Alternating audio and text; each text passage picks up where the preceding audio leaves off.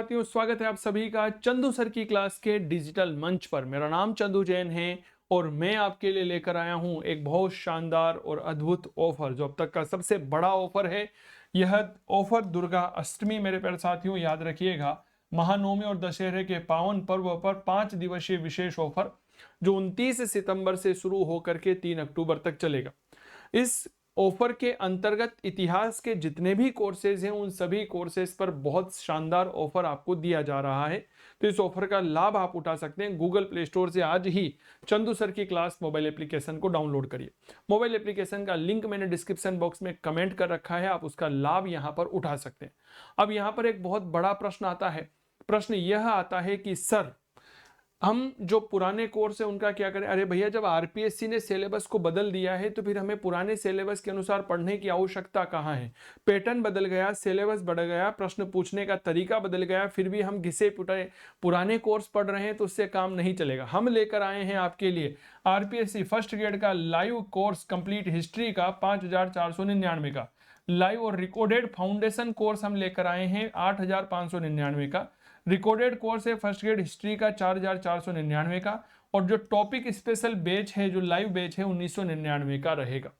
तो आज ही आप चंदू सर की क्लास मोबाइल एप्लीकेशन को डाउनलोड करें, कंप्लीट रूप से लाइव बैच यहां पर लीजिए, अपडेटेड बैच लीजिए, नए पाठ्यक्रम के अनुसार लीजिए, चित्रों मानचित्रों के माध्यम से विषय का सरलीकरण यहां पर आप देखिएगा।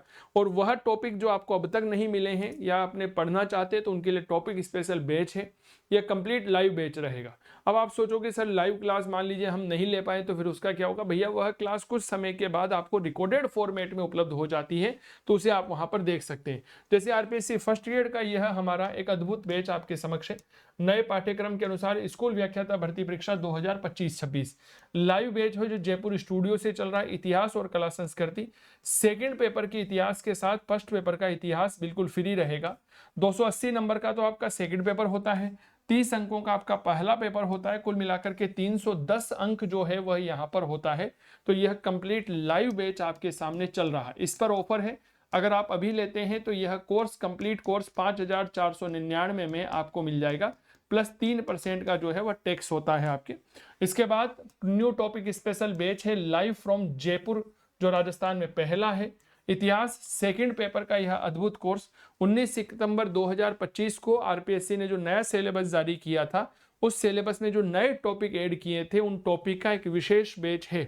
तो टॉपिक स्पेशल बैच ये उन विद्यार्थियों के लिए है जो केवल और केवल नए सिलेबस को पढ़ना चाहते हैं, नए टॉपिक को पढ़ना चाहते हैं। तो इसमें केवल वही टॉपिक पढ़ाए जाएंगे जो नए टॉपिक ऐड किए हैं। तो पुरानों का भैया पुराने से एक पुराना ही रहता है, जमाना बदल गया है, अब आपको भी बदलना पड़ेगा। गूगल प्ले स्टोर से आज ही डाउनलोड करिए चंदू सर की क्लास मोबाइल एप्लीकेशन और हमारे ऑनलाइन ऑफर का लाभ उठाइए, जो 19 सितंबर से 3 अक्टूबर तक आपके बीच में रहने वाला है। बहुत बहुत धन्यवाद। स्वस्थ रहें, मस्त रहें, तंदुरुस्त रहें और करते रहें इतिहास की बात चंदू जैन के साथ। एक बार पुनः आप सभी को नवरात्रा, दुर्गाष्टमी, रामनवमी और दशहरे की हार्दिक शुभकामनाएं। बहुत बहुत शुभकामनाएं, बहुत बहुत धन्यवाद। यूनानी आक्रमणों की थोड़ी सी चर्चा कर लेते हैं और फिर हमारी बातों को आगे बढ़ाते हैं।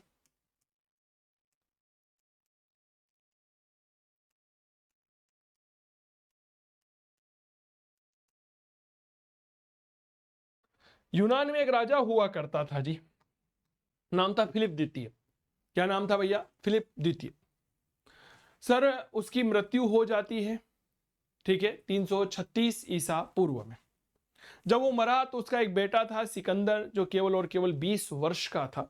वो बचपन में ही सपने देखा करता था। आपने देखा होगा ना मुंगेरी लाल के हसीन सपने, है ना। मेरा बेटा मेरे पास आकर के बोलता है सुबह सुबह बड़े प्यार से, आजकल गर्मी का सीजन है ना, मेरा कबूतर है 2.5 साल का है वह, है ना, मेरे पास सुबह सुबह आके पापा, इनका बोलो बेटा, तोतला बोलता है, थोड़ा सा भी सीख रहा है, पापा।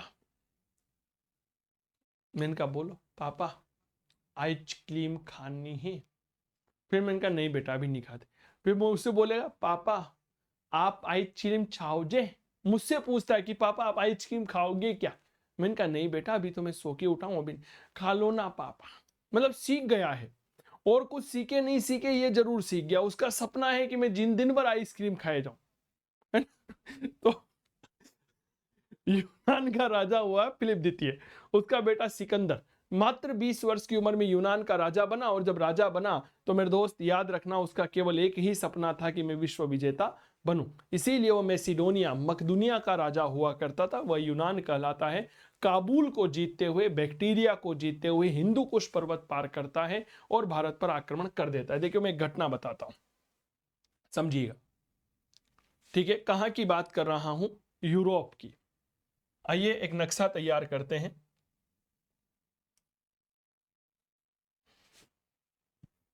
मैं अक्सर अपने साथ थोड़े से, आजकल विश्व का नक्शा मैं थोड़ा बनाना भूल गया हूं, इसीलिए अपने साथ रखता हूं, समझिएगा।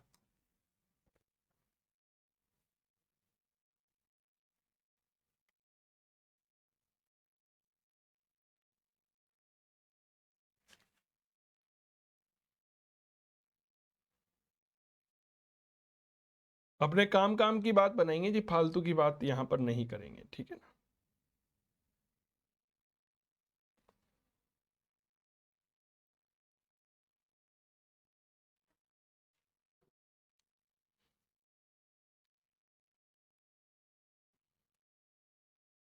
लीजिए सर, यह भारत, इधर ये एशिया हो गया हमारा, अरे बोलो, यह यूरोप हो गया।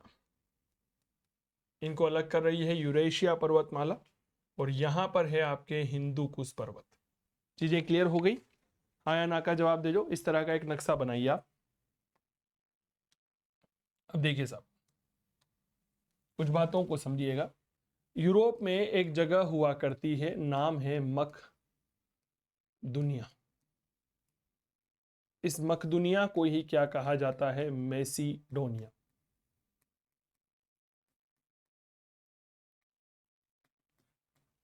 यहां का राजा हुआ करता था, और उस राजा का नाम था फिलिप द्वितीय, ठीक है। 359 में राजा बना, और 336 ईसा पूर्व तक यह राजा रहा, ठीक है। चीजें समझ में आ रही है ना? चलिए, अब इस फिलिप का एक पुत्र था, और उसका नाम है सिकंदर, जिसे हम इतिहास में अलेक्जेंडर भी कहते हैं। हमारे इंडिया में क्या होता है ना, जब कोई अंग्रेजी नाम समझ में नहीं आता है ना, तो उसको भारत के नाम में तब्दील कर देते। हमारे भारतीयों ने कहा जी अलेक्जेंडर नाम ऐसा लेने में ऐसा लगता है कि जैसे जबान पे लखवा आ जाए। तो पूछा जी क्या करना चाहते हो? बोला जी इसका नाम बदल दो। तो नाम दो चार नाम रखे, रामलाल, श्यामलाल, घनश्याम, सिकंदर, बाबूलाल। तो उनमें से सिकंदर नाम रखा कि बढ़िया लग रहा है ना, सिकंदर, ठीक है। 20 वर्ष की उम्र में राजा बना।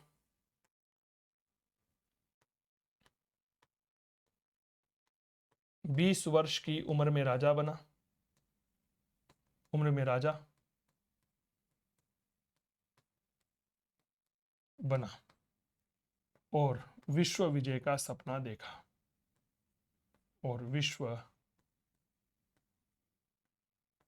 विजय का सपना देखा, ठीक है। तो यहां पर अब कौन है? तो मेरे दोस्त यह व्यक्ति है, और इस व्यक्ति का नाम है सिकंदर। यहां से रवाना हुआ यह, बताइए। कजाकिस्तान में यूराल पर्वत के दक्षिण में स्टेप्स के मैदान हैं, उन्हें बैक्टीरिया के नाम से जानते हैं, उसे यह जीत लेता है।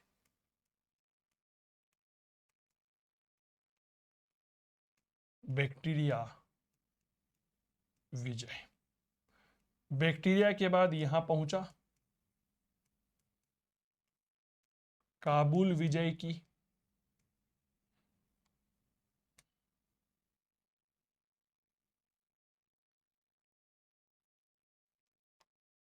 काबुल विजय यहां पर कर लेता है, और यहां पर होता है आपके हिंदू कुश पर्वत।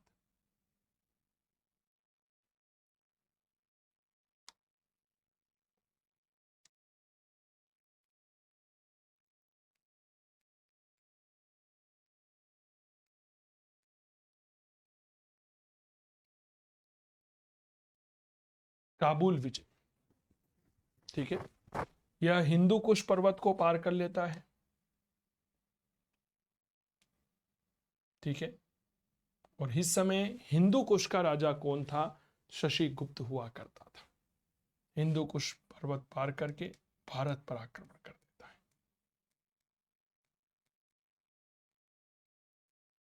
भारत पर आक्रमण। लिख लो। चीजें समझ में आ गई क्या? हाँ या ना का जवाब दीजिएगा। बताओ भाई, मजा आ गया ना पढ़ने में? नक्शा इसको थोड़ा सा छोटा कर सकते हैं अगर आप चाहें तो।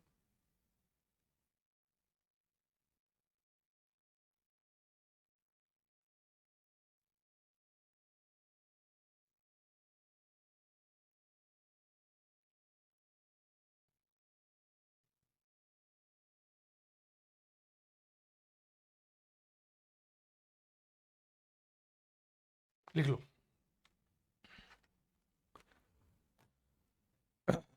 चीजें समझ में आ गई?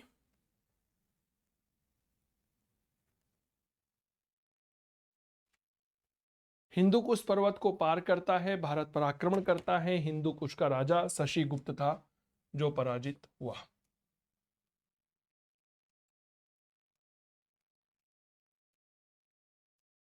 हिंदू कुश का राजा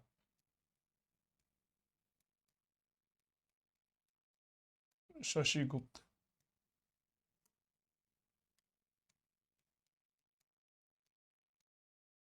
सिकंदर से पराजित।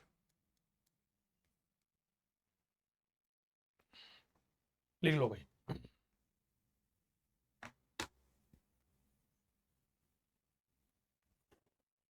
ठीक है, भारत पर आक्रमण कर देता है। अब भारत पर जब आक्रमण कर देता है तो इसके कई सारे सहयोगी हो जाते हैं यहां पर। अब बताओ भाई, सिकंदर के सहयोगी, सिकंदर के भारत में सहयोगी कौन कौन थे? इन नामों को थोड़ा सा याद रखिएगा। जैसे नंबर 1, पहला नाम आता है डेट इज आंभी कुमार।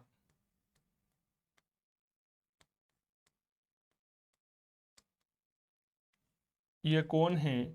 यह तक्षशिला का राजा।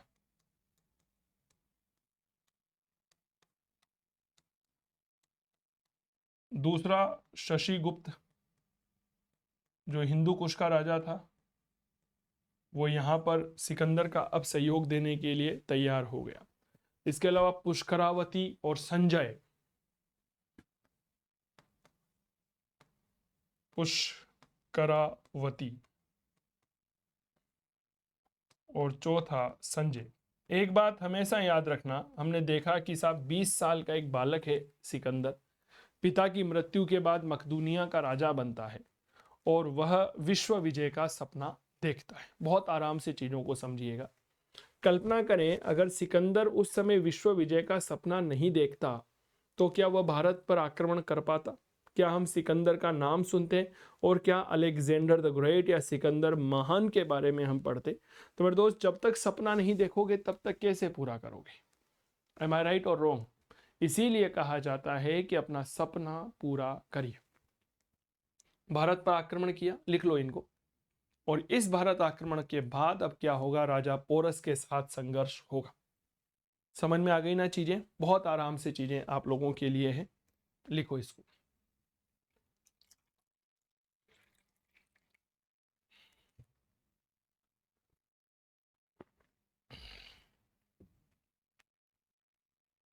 लिख लिया?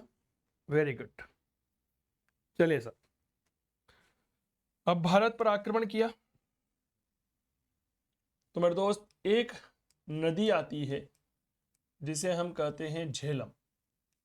इसे ही वितस्ता भी नाम दिया जाता है और इसे ही हाइडे स्पीच कहा जाता है। हाइडे स्पीच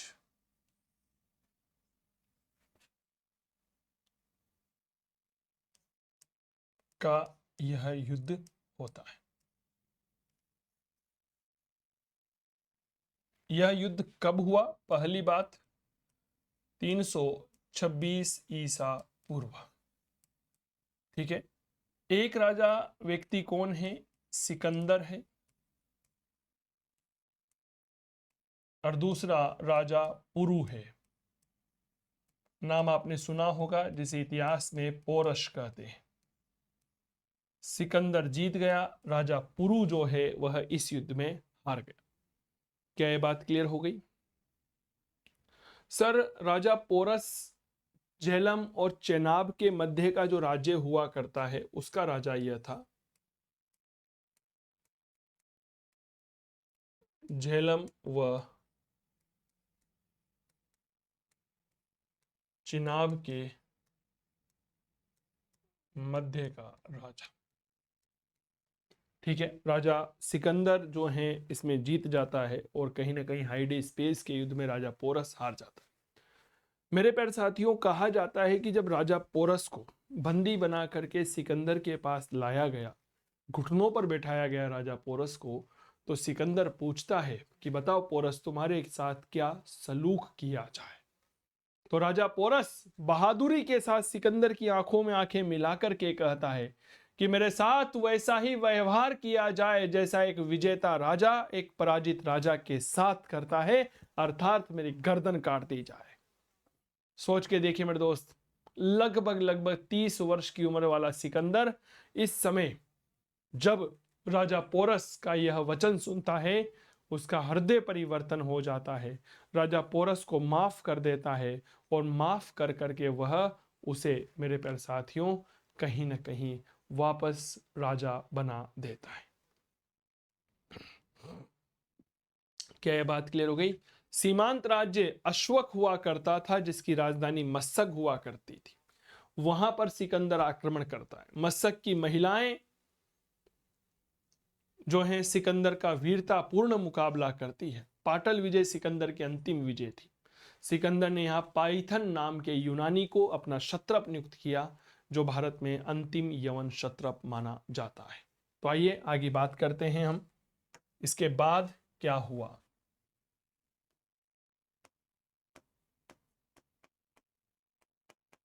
सीमांत राज्य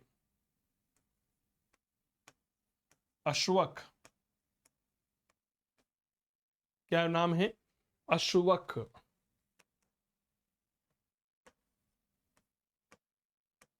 अश्वक की राजधानी, अश्वक के बारे में याद रखना बहुत महत्वपूर्ण है, यह अश्मक नहीं है। अश्मक तो एक महाजनपद था जो आंध्र प्रदेश में गोदावरी जिले में स्थित है। क्या ये बात क्लियर हो गई? अश्मक की राजधानी मस्सक।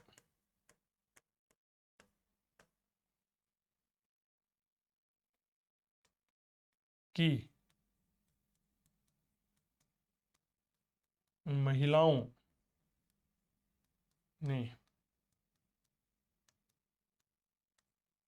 ने सिकंदर का मुकाबला किया।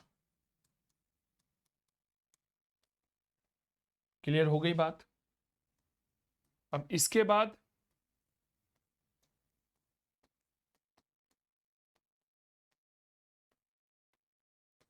सिकंदर ने क्या किया? जब अश्मक में यहां पर है ना, सिकंदर ने पाटल को जीता।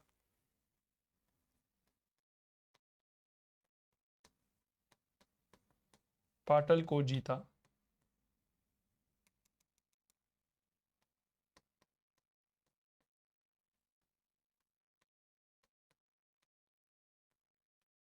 पाटल विजय।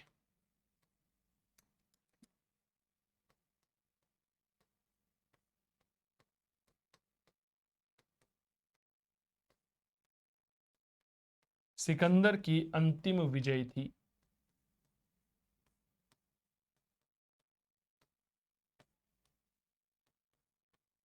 क्लियर हो गई? और पाटल का गवर्नर किसे बनाया? याद रखना, पाइथन को बनाया था। तो ये नाम भी याद रखना, सिकंदर ने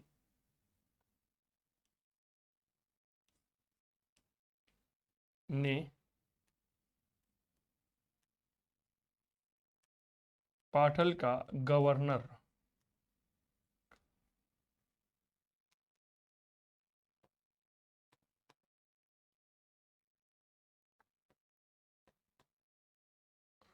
पाइथन को बनाया।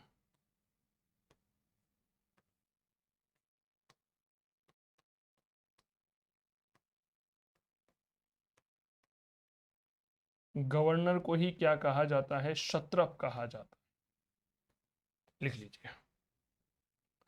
और पाइथन के बारे में क्या कहा जाता है कि भारत का अंतिम यवन या यूनानी क्षत्रप था। यह भारत में अंतिम यूनानी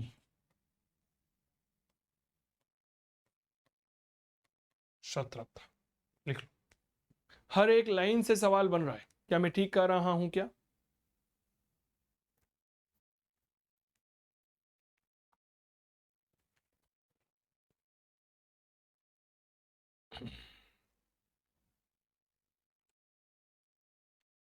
इसके बाद सिकंदर की विजय यात्रा आगे बढ़ी।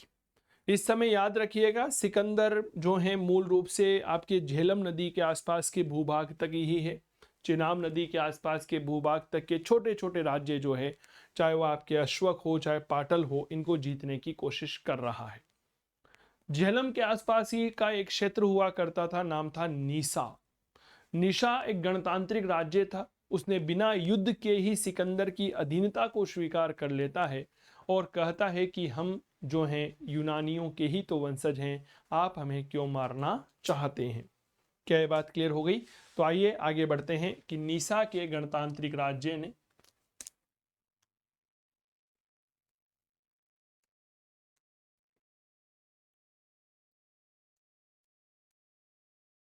निशा के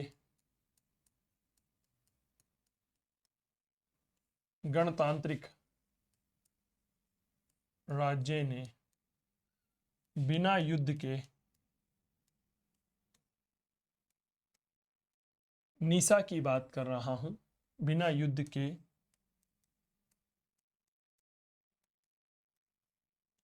सिकंदर की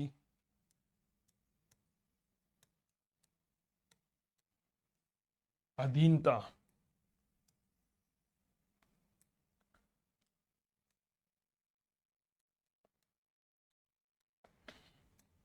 सिकंदर की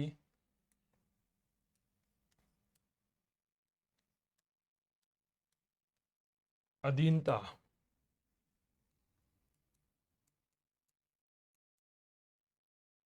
स्वीकार कर ली तथा स्वयं को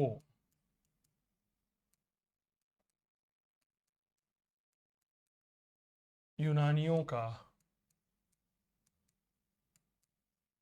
वंशज बताया। अब यहां पर आप एक चीज देखिए, क्या चीज देखने की कोशिश करें कि सिकंदर की जो सेना है वह लगातार युद्ध कर रही है। क्या ये बात क्लियर हो गई? फिलिप की मृत्यु के बाद वह बैक्टीरिया के क्षेत्र को जीतता है, काबुल के क्षेत्र को जीतता है, हिंदू कुश के शशि गुप्त को पराजित करता है, झेलम का युद्ध लड़ता है, अश्वक की राजधानी मस्सक की महिलाओं से मुकाबला करता है, पाटल को जीतता है, निशा को जीतता है। क्या मैं ठीक कह रहा हूं क्या? बताओ, थोड़ा सा दिल और दिमाग को एक्टिव करिए मेरे प्यारे साथियों। सिकंदर, बैक्टीरिया, काबुल, भारत, हिंदू कुश, ठीक है। हिंदू कुश के बाद आप सीधा आ जाइए झेलम, अरे बोलो, झेलम के बाद अश्वक की राजधानी मस्सक और पाटल और निशा। तो यह सिकंदर की विजयों का सही क्रम बताइए, क्या मैं ठीक कह रहा हूं क्या? यह चार्ट आपके रजिस्टर में होना चाहिए, सिकंदर की विजयों का सही क्रम, विजयों का क्रम क्या क्या है भैया? सबसे पहले वह जीत लेता है बैक्टीरिया को, बैक्टीरिया के बाद काबुल, काबुल के बाद हिंदू कुश के राजा शशि गुप्त को पराजित करता है। इसके बाद पोरश, राजा पोरश मस्सक की महिलाओं का मुकाबला करता है। अरे बोलिए। मस्सक के बाद पाटल, पाटल के बाद नीसा,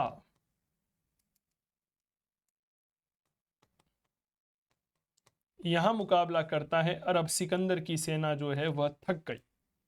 सिकंदर की सेना ने कहा जी हमारे बस की बात नहीं है भैया, ये तुम क्या कर रहे हो, जब से पैदा हुए हो तब से लड़ा रहे हो, अब हम आगे नहीं जाएंगे। तो सिकंदर की सेना ने व्यास नदी से आगे बढ़ने से इनकार कर दिया। सिकंदर का एक सेनापति था, नाम था कौलनोस, उसने कहा जी वापस चलते हैं। तो ये भारतीय दार्शनिक कालानास को अपना साथ ले गया, ये बात याद रखना। अब सिकंदर की सेना ने क्या कर दिया, आगे बढ़ने से मना कर दिया। सिकंदर लिखो,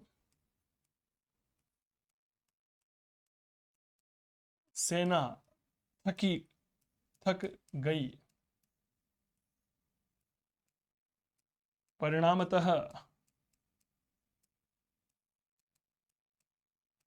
व्यास नदी, नदी का नाम याद रखना महत्वपूर्ण है,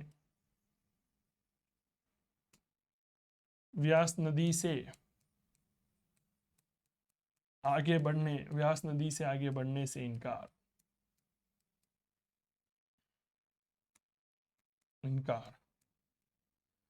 सेनापति कोनोस, नाम याद रहेगा ना, ये सब चीजें याद रखना। इसके बाद क्या हुआ,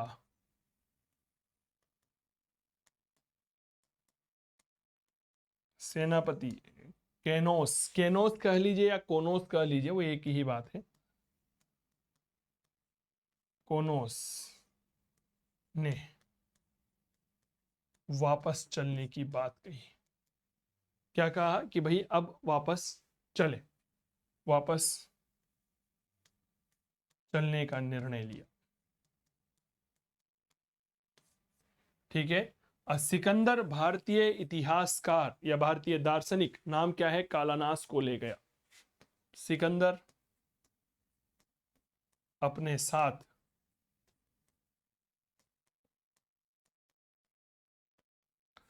भारतीय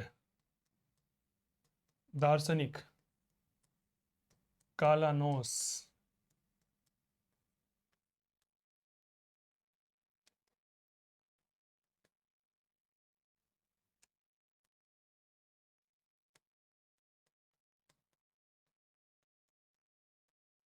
ले गया।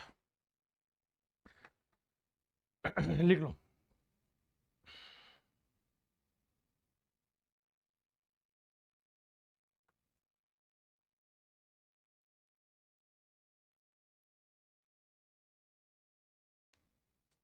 ठीक है।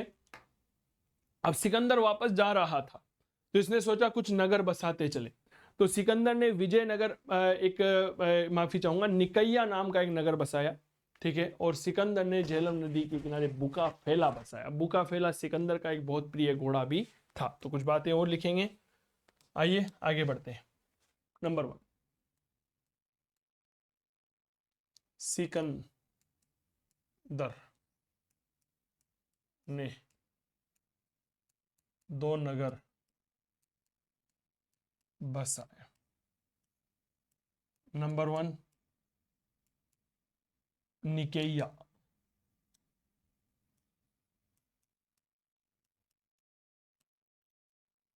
और दूसरा बुका फेला। यह सिकंदर के घोड़े का नाम भी था। सिकंदर के घोड़े का नाम क्या था, बुका फेला, और इसने ऐसा ही नगर बसाया था। इसने काबुल में अलेक्जेंड्रिया और सिंध में भी अलेक्जेंड्रिया नाम का नगर बसाया। इसने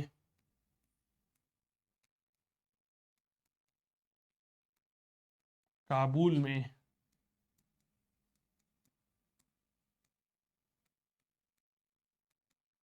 अलेक्जेंड्रिया व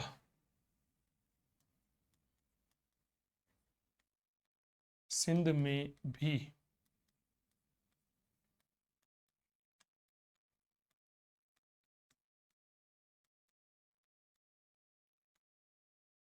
अलेक्जेंड्रिया नगर बसाए। ये दोनों नगर कहां बसाए थे, भारत में। ठीक है, काबुल में अलेक्जेंड्रिया, सिंध में अलेक्जेंड्रिया। सर दावे के साथ कह सकता हूं मेरे दोस्त, ऐसा कोई नहीं पढ़ाता और आपको ऐसी किताबों में मिलता भी नहीं है। ठीक है, इसके अलावा क्या कहा, किसने भारत में जो अपने जीते हुए क्षेत्र थे इनका गवर्नर बनाया फिलिप को। तो अगली लाइन लिखिएगा, सिकंदर ने भारतीय जीते हुए भारतीय प्रदेशों का गवर्नर, सिकंदर ने जीते हुए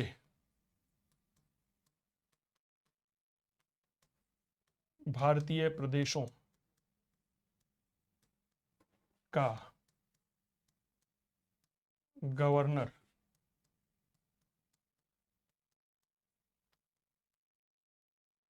फिलिप को बनाया, है ना। इसी फिलिप का उत्तराधिकारी सेल्यूकस निकेटर होगा, ये बात याद रखना। चलिए आगे बढ़े।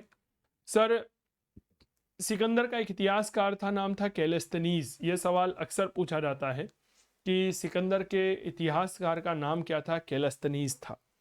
यह कैलेस्थनीज कहता है कि पश्चिमी भारत जो है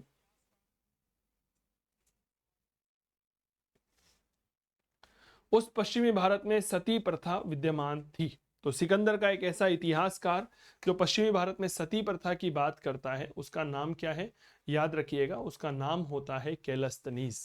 क्या ये बात क्लियर हो गई? तो आइए आगे बढ़ते हैं। लिख लिया यहां तक? चलो जी आगे बढ़े। साथियों स्वागत है आप सभी का चंदू सर की क्लास के डिजिटल मंच पर। मेरा नाम चंदू जैन है और मैं आपके लिए लेकर आया हूं एक बहुत शानदार और अद्भुत ऑफर, जो अब तक का सबसे बड़ा ऑफर है। यह ऑफर दुर्गा अष्टमी, मेरे प्यारे साथियों याद रखिएगा, महानवमी और दशहरे के पावन पर्व पर 5 दिवसीय विशेष ऑफर जो 29 सितंबर से शुरू होकर के 3 अक्टूबर तक चलेगा। इस ऑफर के अंतर्गत इतिहास के जितने भी कोर्सेज हैं उन सभी कोर्सेज पर बहुत शानदार ऑफर आपको दिया जा रहा है। तो इस ऑफर का लाभ आप उठा सकते हैं। गूगल प्ले स्टोर से आज ही चंदू सर की क्लास मोबाइल एप्लीकेशन को डाउनलोड करिए। मोबाइल एप्लीकेशन का लिंक मैंने डिस्क्रिप्शन बॉक्स में कमेंट कर रखा है, आप उसका लाभ यहां पर उठा सकते हैं। अब यहां पर एक बहुत बड़ा प्रश्न आता है। प्रश्न यह आता है कि सर हम जो पुराने कोर्स है उनका क्या करें? अरे भैया, जब आरपीएससी ने सिलेबस को बदल दिया है तो फिर हमें पुराने सिलेबस के अनुसार पढ़ने की आवश्यकता कहाँ है?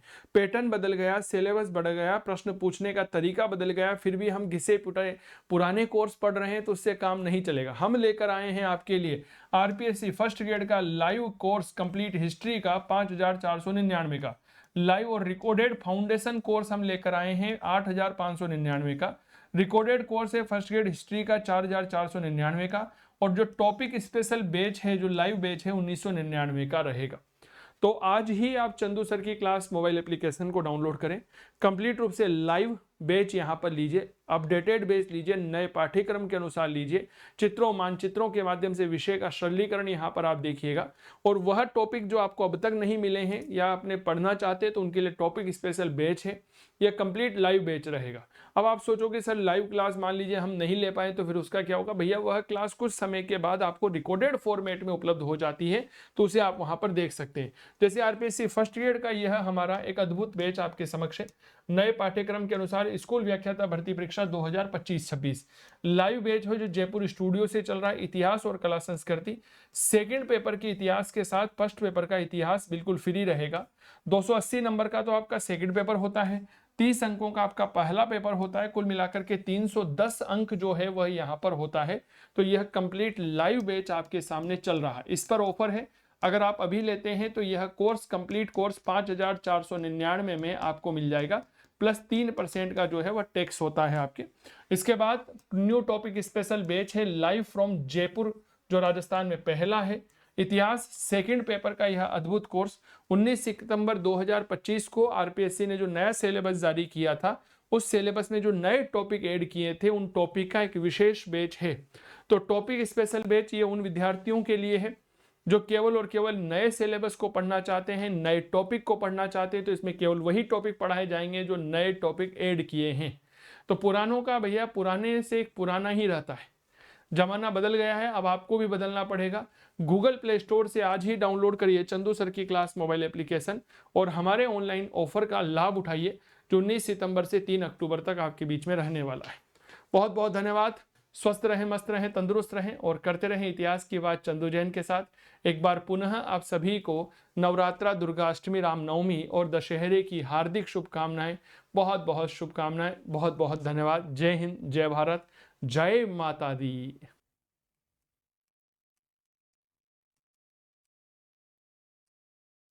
सिकंदर के सेनापति, सिकंदर के इतिहासकार, माफी चाहूंगा, सेनापति नहीं, इतिहासकार, सिकंदर के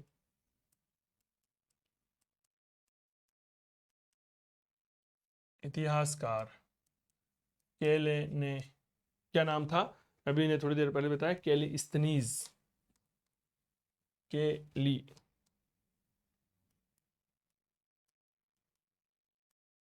स्तनीज ने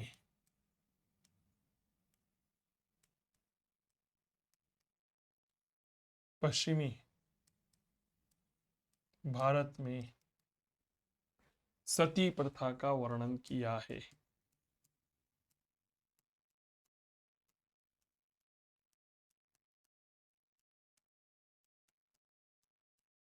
क्या कहा है कि सर पश्चिमी भारत में सती प्रथा थी।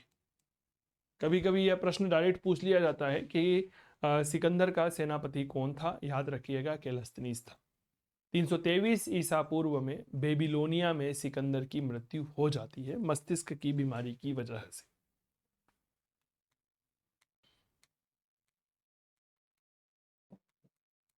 पूर्व में बेबीलोन में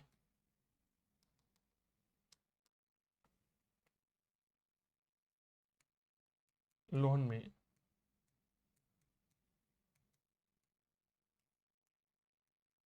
सिकंदर की मृत्यु,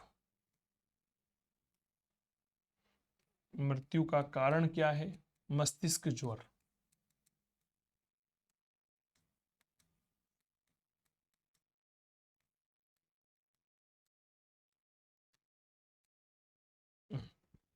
मस्तिष्क ज्वर का मतलब जानते हैं, मस्तिष्क ज्वर का मतलब होता है दिमागी बुखार। क्लियर हो गई। तो मैं से आपके माफी चाहूंगा, आपके पैदा हुआ यह कहाँ पर, मखदूनिया में, मृत्यु हुई बेबीलोनिया में, एशिया में पड़ता है बेबीलोन, ठीक है। यह एशिया महाद्वीप का एक महत्वपूर्ण हिस्सा है। यहाँ पर यह मर जाता है और बाद में इसको अफ्रीका के सिकंदरिया में इसको अंतिम संस्कार कर दिया जाता है। अच्छा, एक सवाल पूछना चाहूंगा, मेरे विद्यार्थी जवाब दीजिए कि ऐसा कौन सा भारतीय साहित्यिक स्रोत है जो कि सिकंदर के आक्रमण का उल्लेख करता है। बड़े सिंपल सा सवाल है, बताइए। या आप यह कहना चाहेंगे कि सर ऐसा कोई साक्ष्य नहीं है जो कि सिकंदर के आक्रमण का उल्लेख करता। बिल्कुल सही करें, भारतीय स्रोतों में हमें सिकंदर के आक्रमण का कोई उल्लेख नहीं मिलता है, यह बात याद रखना। तो नोट करके लिखिएगा, वेरी वेरी इंपॉर्टेंट बिंदु।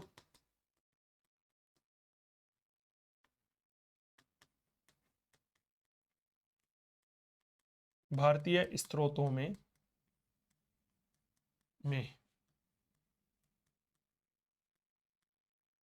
सिकंदर के आक्रमण का कोई उल्लेख नहीं मिलता है।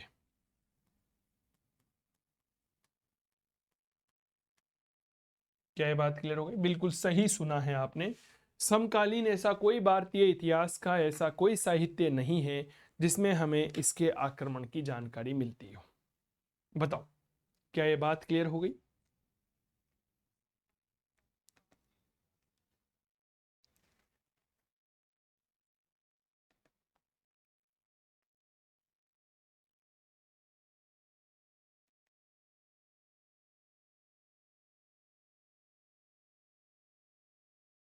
चलिए, लिख लिया।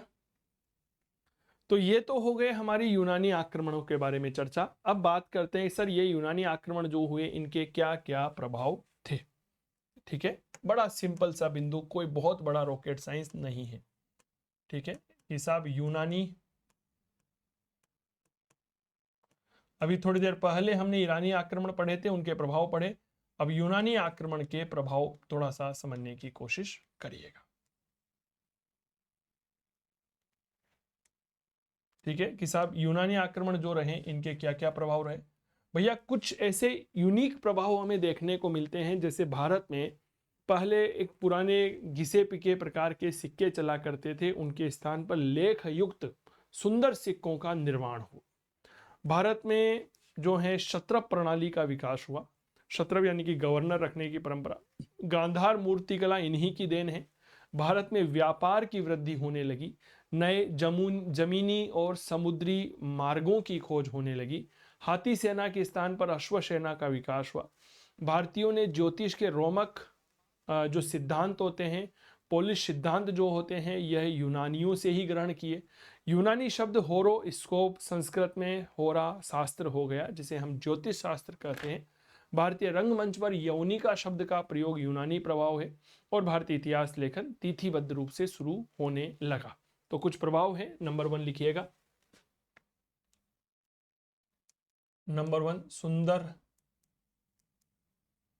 लेख वाले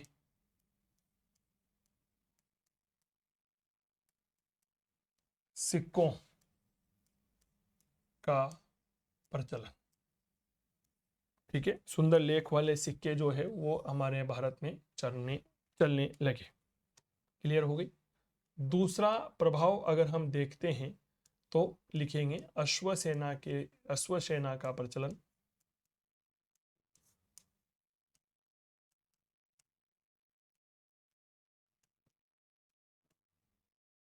प्रारंभ। ठीक है, अश्व सेना।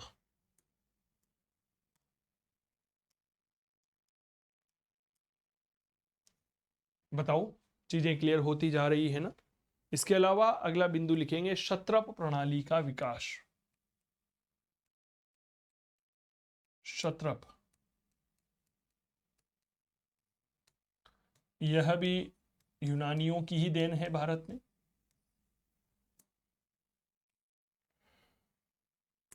अगली बात,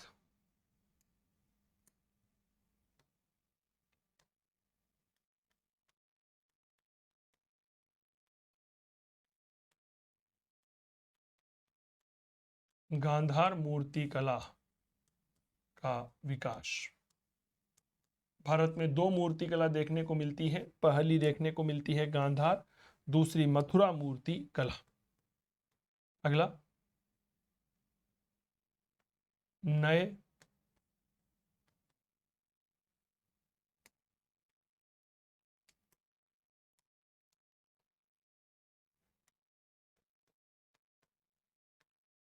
नए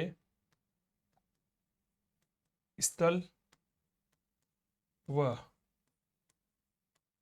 जल मार्गों की खोज। ये स्थल और जल मार्ग किसके लिए खोजे गए हैं? तो भारत और यूनान के मध्य।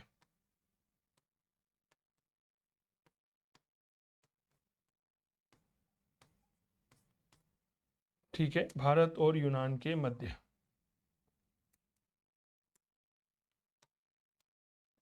नए स्थल और जल मार्गों की खोज यहां पर हमें देखने को मिलती है। क्लियर हो गई। परिणाम क्या हुआ? भारतीय व्यापार में वृद्धि हुई। नंबर 6,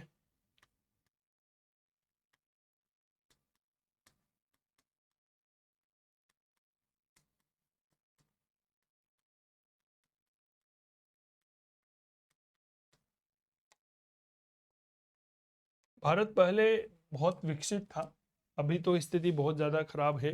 पहले एक अलग भारत था जो इसे हम यहाँ पर देखते हैं। भारतीयों ने ज्योतिष के रोमक और पोलिश सिद्धांत यूनानियों से ही ग्रहण किए थे। नंबर 7,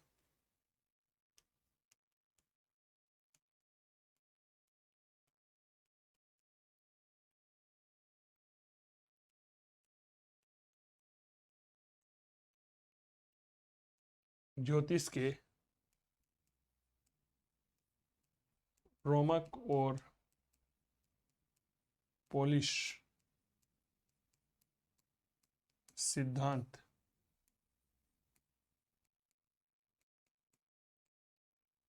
यूनानियों से ही ग्रहण किए। ठीक है, यूनानी होरोस्कोप, होरोस्कोप संस्कृत में होरा शास्त्र, होरा शास्त्र का मतलब होता है ज्योतिष, हो गया। तो ज्योतिष में भी बहुत ज्यादा परिवर्तन हुआ। होरोस्कोप, होरा शास्त्र, ये ज्योतिष हमारी जो है वह यूनानियों की ही देन है।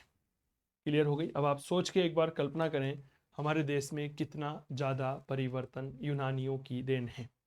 क्लियर हो गई? थोड़ा ये व्यापार वाली लाइन नीचे लिख देता हूं।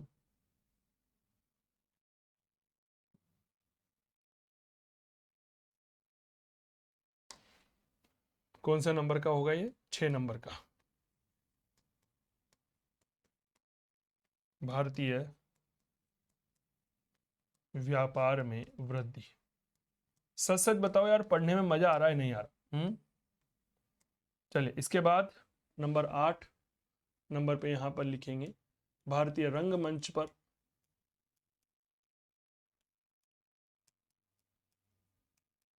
रंगमंच पर यवनिका शब्द प्रचलन में आया। यवनिका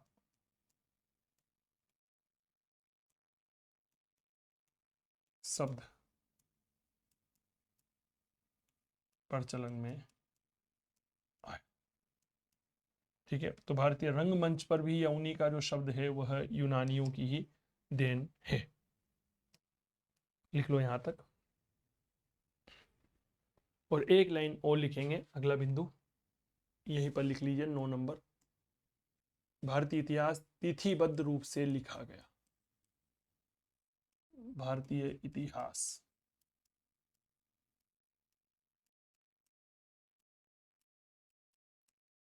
तिथिबद्ध रूप से लेखन प्रारंभ। ठीक है, भारतीय इतिहास का तिथिबद्ध रूप से लेखन कार्य जो है वह प्रारंभ हुआ। लिख लो।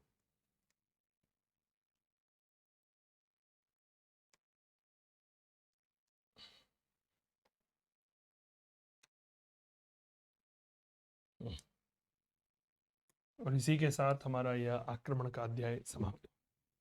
कैसा लगा? सच सच जरूर बताइएगा हमें। कैसा लगा मित्रों? फटाफट बताइए तेजी के साथ।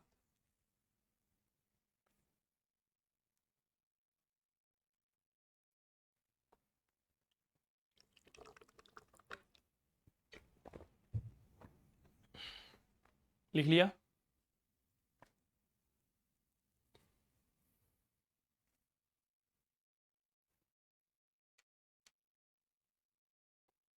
चलिए जी, एक बार फटाफट से देख लेते हैं आज हमने क्या क्या चीज पढ़ी है, क्योंकि कल से फिर मौर्य काल शुरू करेंगे, है ना। मगध का और मौर्यों का टेस्ट एक साथ ले लूंगा मैं।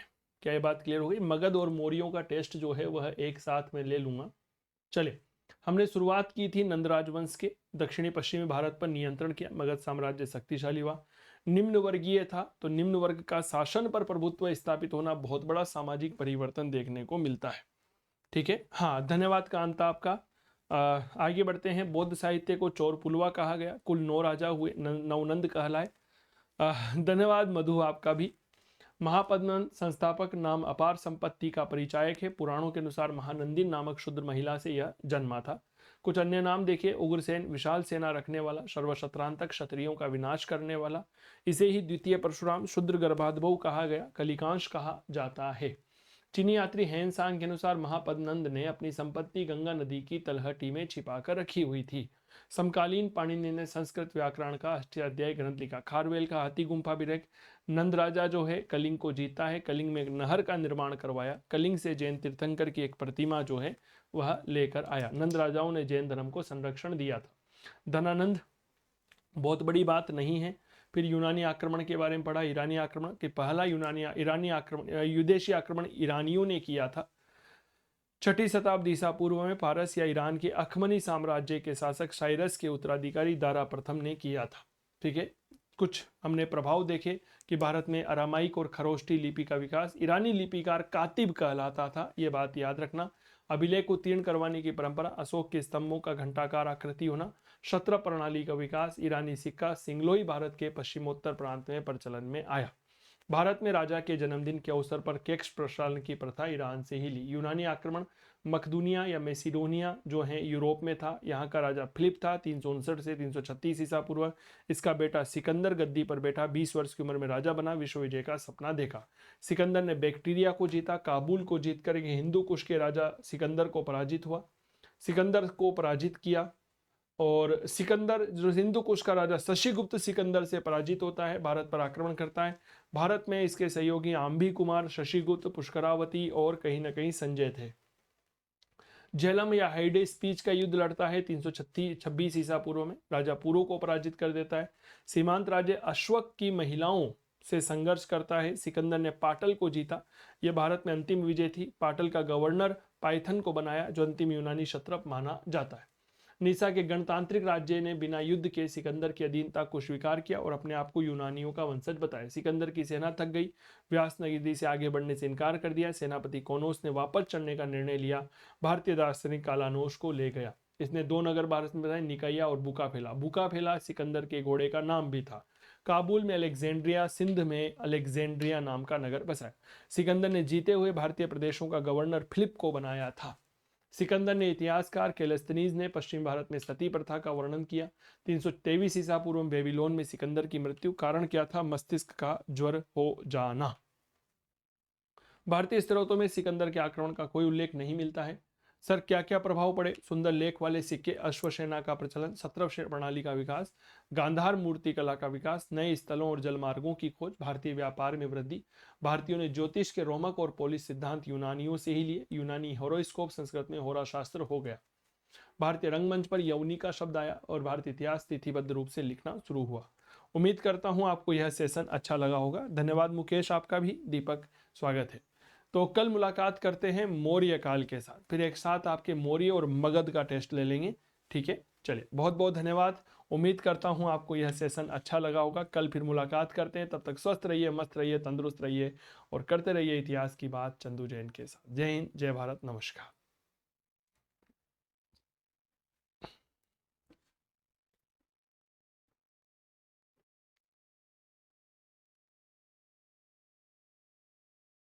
नमस्कार प्यारे साथियों, स्वागत है आप सभी का चंदू सर की क्लास के डिजिटल मंच पर। मेरा नाम चंदू जैन है और मैं आपके लिए लेकर आया हूं एक बहुत शानदार और अद्भुत ऑफर, जो अब तक का सबसे बड़ा ऑफर है। यह ऑफर दुर्गा अष्टमी, मेरे प्यारे साथियों याद रखिएगा, महानवमी और दशहरे के पावन पर्व पर 5 दिवसीय विशेष ऑफर, जो 29 सितंबर से शुरू होकर के 3 अक्टूबर तक चलेगा। इस ऑफर के अंतर्गत इतिहास के जितने भी कोर्सेज हैं, उन सभी कोर्सेज पर बहुत शानदार ऑफर आपको दिया जा रहा है। तो इस ऑफर का लाभ आप उठा सकते हैं। गूगल प्ले स्टोर से आज ही चंदू सर की क्लास मोबाइल एप्लीकेशन को डाउनलोड करिए। मोबाइल एप्लीकेशन का लिंक मैंने डिस्क्रिप्शन बॉक्स में कमेंट कर रखा है, आप उसका लाभ यहाँ पर उठा सकते हैं। अब यहाँ पर एक बहुत बड़ा प्रश्न आता है। प्रश्न यह आता है कि सर, हम जो पुराने कोर्स है उनका क्या करें? अरे भैया, जब आरपीएससी ने सिलेबस को बदल दिया है तो फिर हमें पुराने सिलेबस के अनुसार पढ़ने की आवश्यकता कहाँ है? पैटर्न बदल गया, सिलेबस बढ़ गया, प्रश्न पूछने का तरीका बदल गया, फिर भी हम घिसे पुटे पुराने कोर्स पढ़ रहे हैं तो उससे काम नहीं चलेगा। हम लेकर आए हैं आपके लिए आरपीएससी फर्स्ट ग्रेड का लाइव कोर्स, कंप्लीट हिस्ट्री का 5499 का लाइव और रिकॉर्डेड फाउंडेशन कोर्स हम लेकर आए हैं 8599 का। रिकॉर्डेड कोर्स है फर्स्ट ग्रेड हिस्ट्री का 4499 का, और जो टॉपिक स्पेशल बैच है, जो लाइव बैच है, 1999 का रहेगा। तो आज ही आप चंदू सर की क्लास मोबाइल एप्लीकेशन को डाउनलोड करें, कंप्लीट रूप से लाइव बैच यहाँ पर लीजिए, अपडेटेड बैच लीजिए, नए पाठ्यक्रम के अनुसार लीजिए, चित्रों मानचित्रों के माध्यम से विषय का सरलीकरण यहाँ पर आप देखिएगा। और वह टॉपिक जो आपको अब तक नहीं मिले हैं या आपने पढ़ना चाहते हैं तो उनके लिए टॉपिक स्पेशल बैच है, यह कंप्लीट लाइव बैच रहेगा। अब आप सोचोगे सर लाइव क्लास मान लीजिए हम नहीं ले पाए तो फिर उसका क्या होगा? भैया, वह क्लास कुछ समय के बाद आपको रिकॉर्डेड फॉर्मेट में उपलब्ध हो जाती है, तो उसे आप वहां पर देख सकते हैं। जैसे आरपीएससी फर्स्ट ग्रेड का यह हमारा एक अद्भुत बैच आपके समक्ष है। नए पाठ्यक्रम के अनुसार स्कूल व्याख्याता भर्ती परीक्षा 2025-26। लाइव बैच है जो जयपुर स्टूडियो से चल रहा है, इतिहास और कला संस्कृति। सेकंड पेपर के इतिहास के साथ फर्स्ट पेपर का इतिहास बिल्कुल फ्री रहेगा। 280 नंबर का तो आपका सेकंड पेपर होता है, 30 अंकों का आपका पहला पेपर होता है, कुल मिलाकर के 310 अंक जो है वह यहाँ पर होता है। तो यह कंप्लीट लाइव बैच आपके सामने चल रहा है। इस पर ऑफर है, अगर आप अभी लेते हैं तो यह कोर्स कंप्लीट कोर्स 5499 में आपको मिल जाएगा, प्लस 3% का जो है वह टैक्स होता है आपके। इसके बाद न्यू टॉपिक स्पेशल बैच है लाइव फ्रॉम जयपुर, जो राजस्थान में पहला है। इतिहास सेकंड पेपर का यह अद्भुत कोर्स 19 सितंबर 2025 को आरपीएससी ने जो नया सिलेबस जारी किया था, उस सिलेबस में जो नए टॉपिक ऐड किए थे उन टॉपिक का एक विशेष बैच है। तो टॉपिक स्पेशल बैच ये उन विद्यार्थियों के लिए है जो केवल और केवल नए सिलेबस को पढ़ना चाहते हैं, नए टॉपिक को पढ़ना चाहते हैं। तो इसमें केवल वही टॉपिक पढ़ाए जाएंगे जो नए टॉपिक ऐड किए हैं। तो पुरानों का भैया पुराने से पुराना ही रहता है, जमाना बदल गया है, अब आपको भी बदलना पड़ेगा। गूगल प्ले स्टोर से आज ही डाउनलोड करिए चंदू सर की क्लास मोबाइल एप्लीकेशन और हमारे ऑनलाइन ऑफर का लाभ उठाइए जो 19 सितंबर से 3 अक्टूबर तक आपके बीच में रहने वाला है। बहुत बहुत धन्यवाद। स्वस्थ रहें, मस्त रहें, तंदुरुस्त रहें और करते रहें इतिहास की बात चंदू जैन के साथ। एक बार पुनः आप सभी को नवरात्रा, दुर्गाष्टमी, रामनवमी और दशहरे की हार्दिक शुभकामनाएं।